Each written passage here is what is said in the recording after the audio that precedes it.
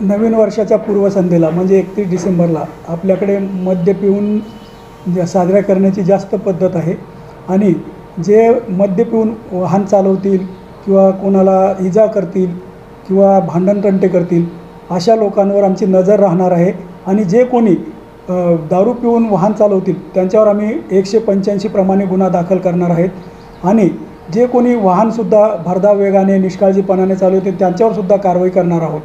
त्यामुळे जे कोणी दारू पिऊन असं असामाजिक कृत्य करतील किंवा गुन्हेगारी वर्तन करतील त्यांच्यावर पोलिसांकडून निश्चितच कडक कारवाई करण्यात येईल। जे वाहनं रोडच्या साईडला लावतात, आता पार्किंगची व्यवस्था इथे रोड छोटा असल्यामुळे आणि मुख्य बाजारपेठ ही मुख्य रस्त्यावर असल्यामुळे वाहनांची वर्दळ असते आणि खरं पाहिलं तर एकदम म्हणजे पार्किंगची व्यवस्था नसल्यामुळे निश्चितच रहदारीस अत्यंत अडथळा होतो। लोकसुद्धा रोडवर पार्किंग करतात।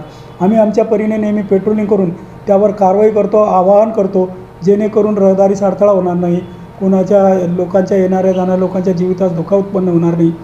परंतु तरीसुद्धा काही असे वाहन एकदम रोडमध्ये उभे करतात त्यांच्यावर आम्ही 283 प्रमाणे कारवाई केलेली आहे, गुन्हे दाखल केलेले आहेत आणि त्याप्रमाणे कारवाई सुरू राहणार आहे।